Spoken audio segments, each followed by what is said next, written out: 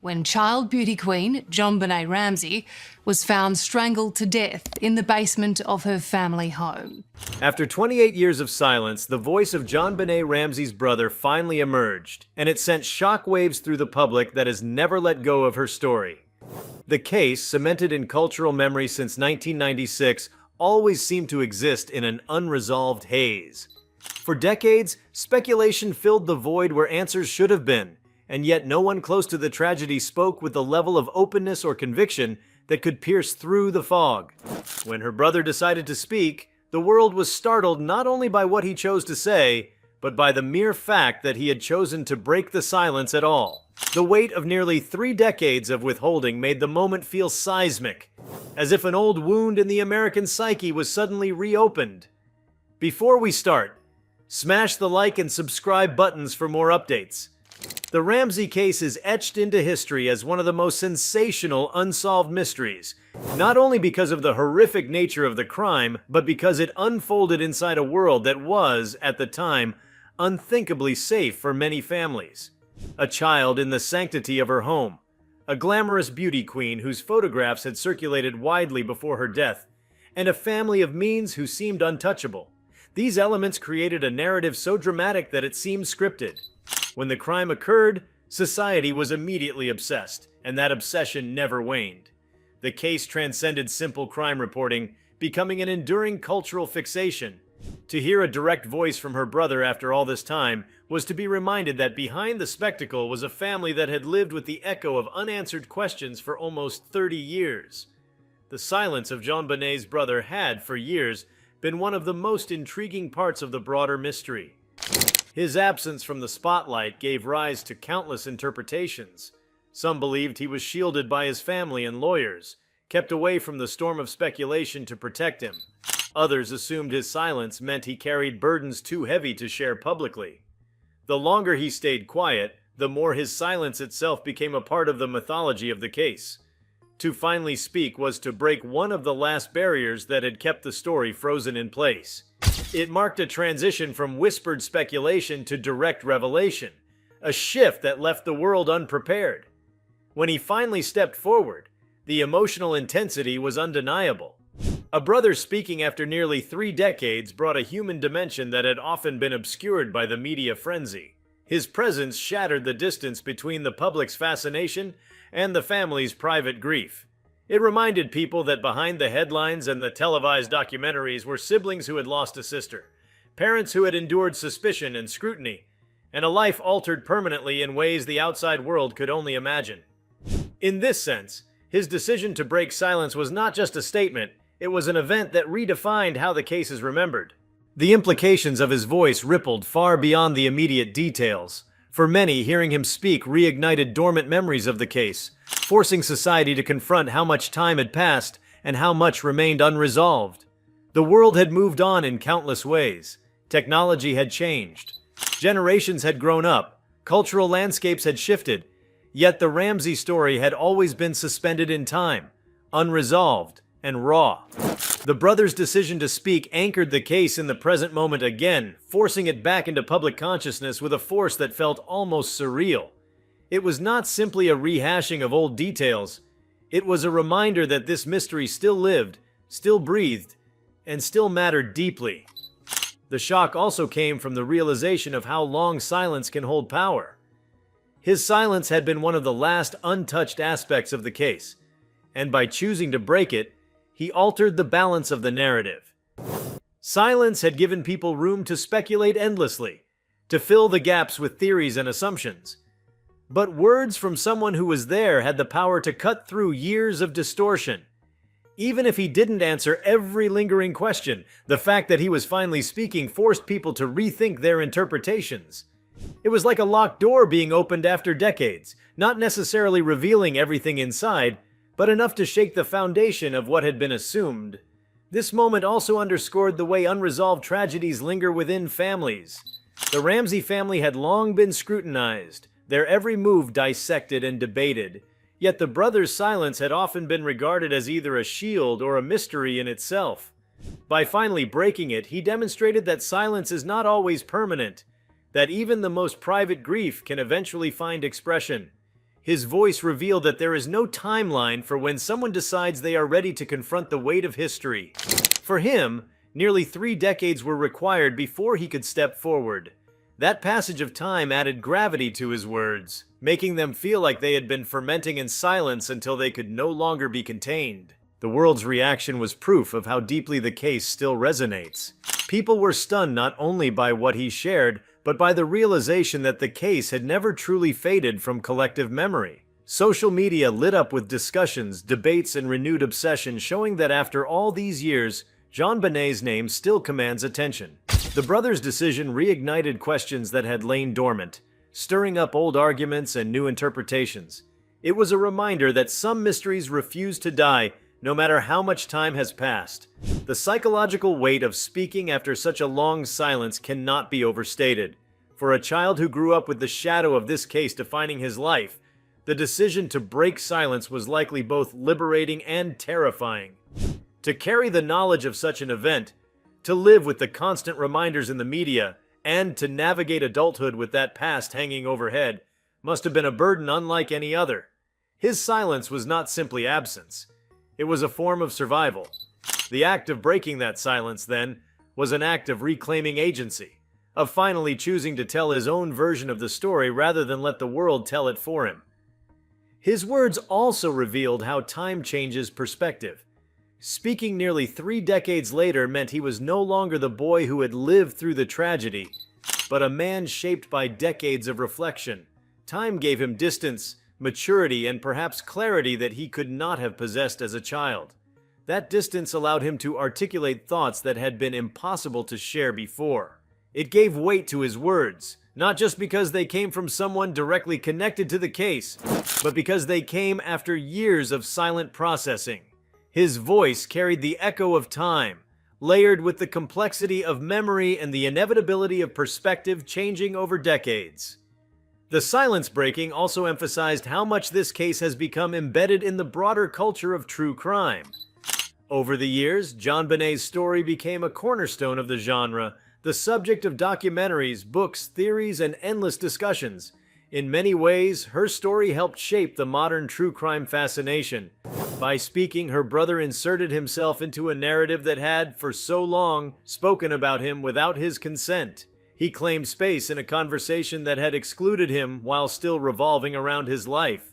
That act was revolutionary in itself, redefining the role he played in a narrative that had long reduced him to a character rather than a person.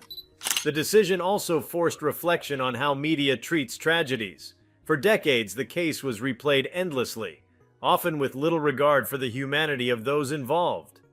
Families were turned into suspects, grief was transformed into spectacle, and public fascination often overshadowed private mourning.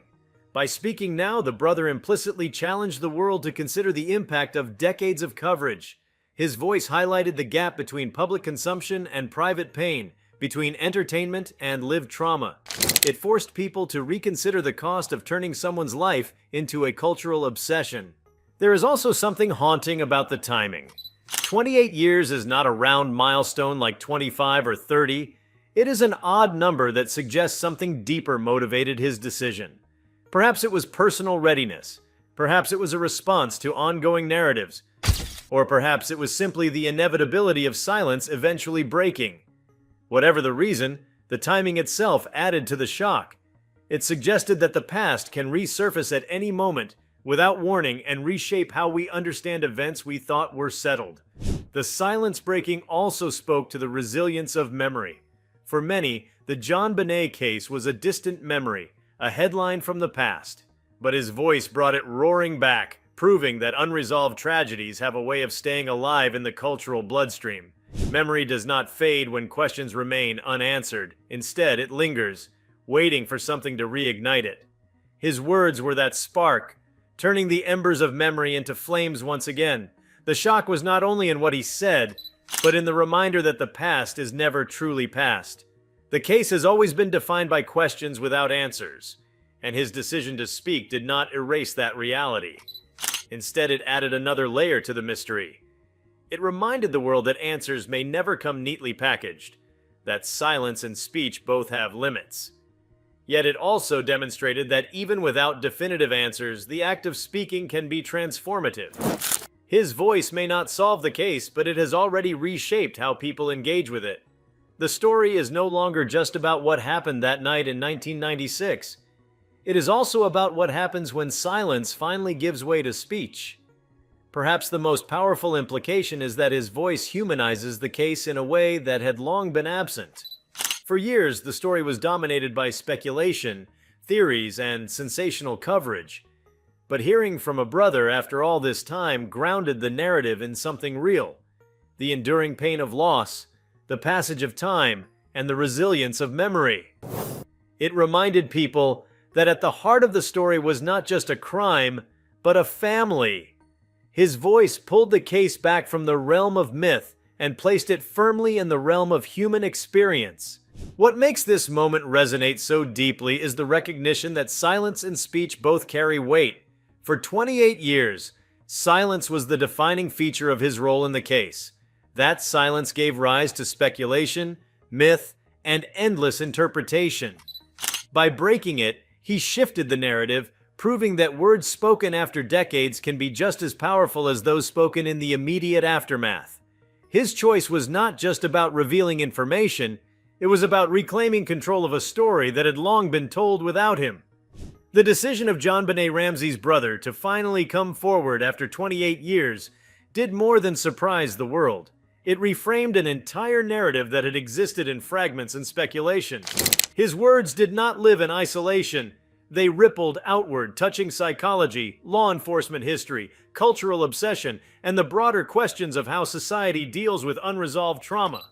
To add to what was already shared, his breaking of silence invites exploration into dimensions of the story that had not been thoroughly examined before, particularly those that intersect with the endurance of mystery in human consciousness, the symbolic power of innocence lost, and the evolving relationship between the private and the public in the modern era. What struck many observers was the timing, not in terms of anniversaries, but in terms of the cultural climate. When JonBenet was killed in the mid-1990s, the internet was still in its infancy.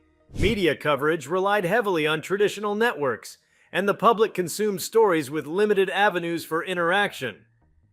Fast forward nearly 3 decades, and we live in a world dominated by social media platforms where speculation can spread in minutes and where individuals can share their personal stories directly with millions. His voice entered a radically different media ecosystem than the one that existed at the time of the tragedy. This shift magnified the impact of his decision because he was not just addressing television audiences or newspaper readers. He was speaking into a digital environment primed for instant amplification. Within hours, his words could circle the globe, dissected, analyzed, and debated by countless people who had grown up with the case as a background echo of their own lives. This aspect of timing reveals something profound about how stories endure. The JonBenet case persisted not because it was constantly in the headlines, but because it was a story that transferred seamlessly across different eras of media. It survived the tabloid age, the rise of cable documentary culture, and eventually found new life in online forums, podcasts, and streaming services dedicated to true crime. By the time her brother spoke, the case had become a kind of cultural archetype, a story of innocence interrupted, mystery unsolved, and societal obsession unending. His voice, breaking into this landscape, did not exist in a vacuum. It collided with decades of accumulated narrative, forcing people to re-examine their assumptions in light of a perspective that had been absent all along.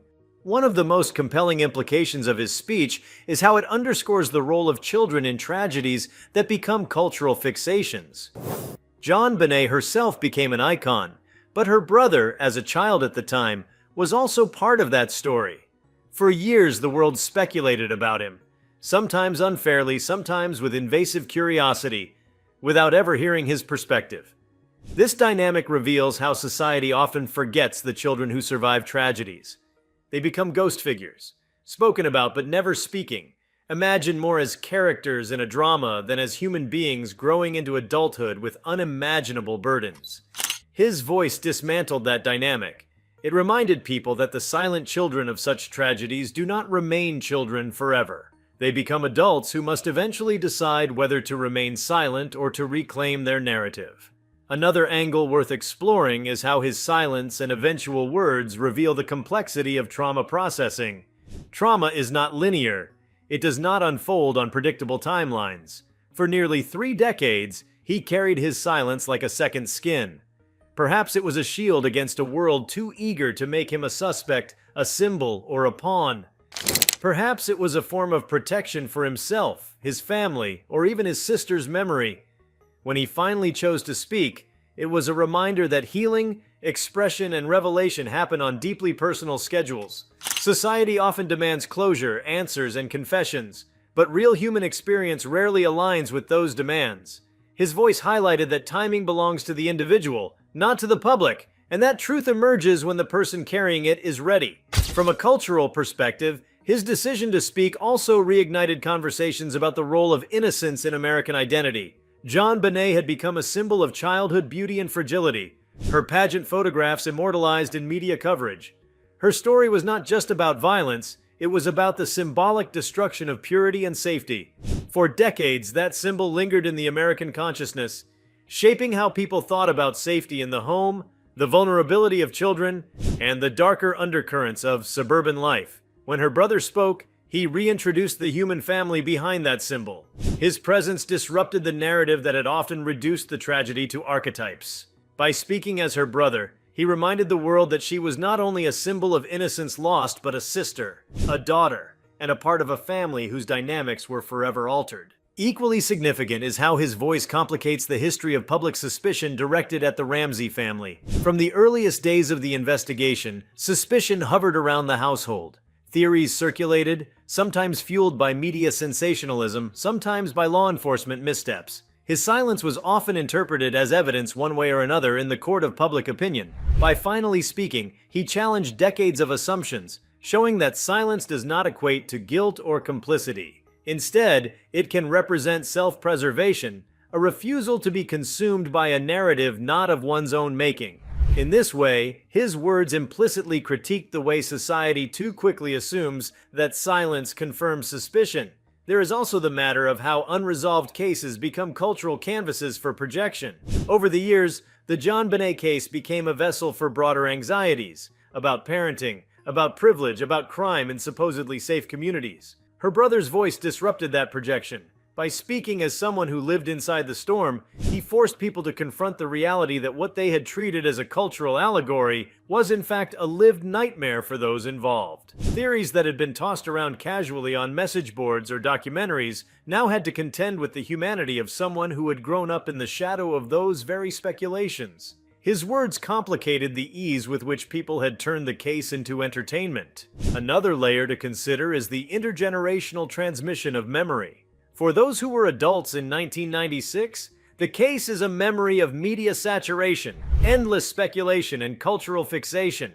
For those born after, it became a story they encountered through documentaries, podcasts, or retellings. His voice bridged those generations. As someone who was a child during the tragedy but now speaks as an adult, he became a living link between the original event and its enduring afterlife in culture. His decision to speak brought together 2 generations of audiences, those who remembered the shock of the original crime, and those who had only known it as myth. In doing so, he demonstrated how certain stories can span generations, shaping identity, memory, and cultural consciousness. The case also provides a lens into the broader fascination with unsolved mysteries. Part of why JonBenet's story endured is because it was never resolved with certainty. The lack of closure became its defining feature. In that context, his words carried special weight. They did not resolve the mystery, but they pierced the silence that had been one of its core elements. They showed that even when closure is impossible, new voices can shift the way the story is understood. This speaks to a larger human tendency. When answers are absent, any new detail, perspective, or revelation becomes magnified in significance. His choice to break silence exemplified this dynamic, turning the act of speaking itself into an event that rivaled the mystery of the case. On a psychological level, the endurance of the Ramsey case reveals something fundamental about the human mind. People are drawn to mysteries not only because they want answers, but because unresolved stories mimic the open-endedness of life itself. The case became a kind of cultural mirror, reflecting people's anxieties about the unknown. His words, after 28 years, provided a new contour to that mirror. They did not resolve the reflection, but altered its shape, reminding people that mysteries endure because they are not just about facts. They are about the emotional and psychological resonance that lingers long after the events themselves. The public's reaction to his voice also illustrates how society consumes revelation. In an age where news cycles are short and attention spans fragmented, his decision stood out because it carried the weight of decades.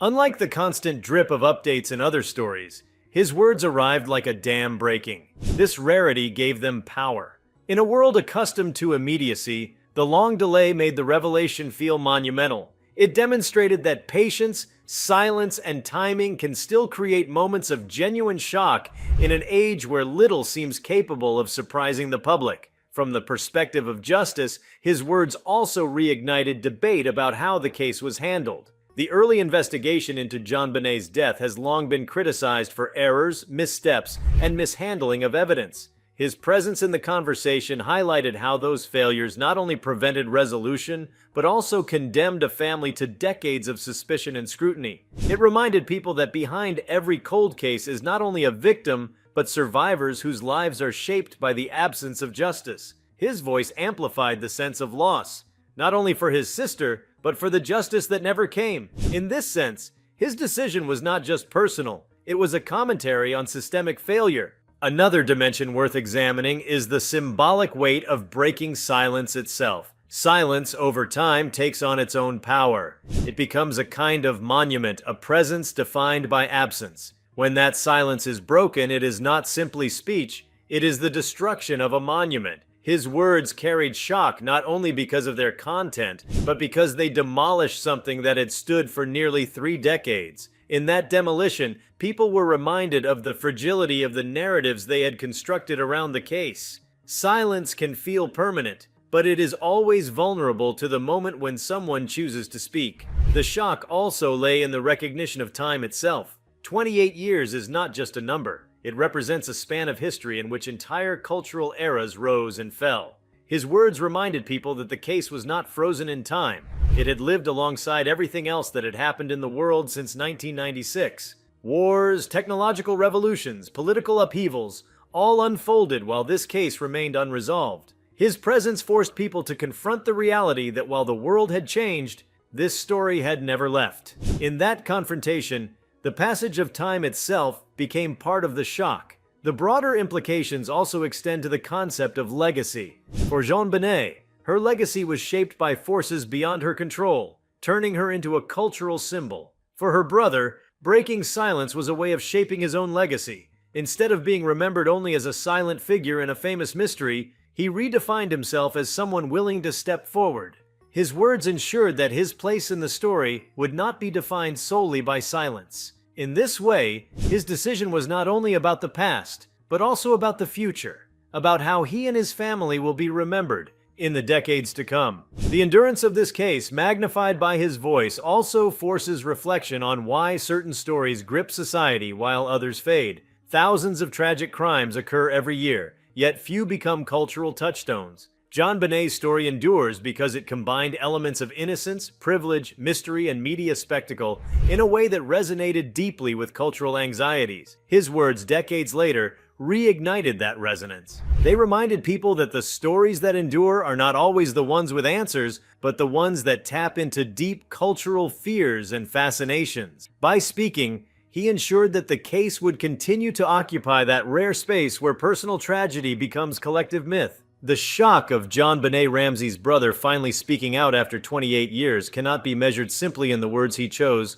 or the details he shared. It was also about what his voice symbolized in a broader cultural sense. When someone who has been silent for nearly 3 decades steps forward, it brings into focus questions about memory, identity, and the nature of truth itself. The case, long suspended in uncertainty, took on new shades of meaning the moment he decided to step into the light. To explore the significance of this act further, it's important to look at the intersections of silence and narrative, the dynamics of media obsession, and the enduring lessons about how society processes trauma that refuses to stay buried. One of the deepest implications of his emergence is the way it reframes silence as an active choice, rather than a passive condition. For years, The absence of his voice was interpreted in countless ways by the public. But silence itself can be an expression, one that communicates just as loudly as speech. His refusal to speak for so long was its own statement, even if it was never intended that way.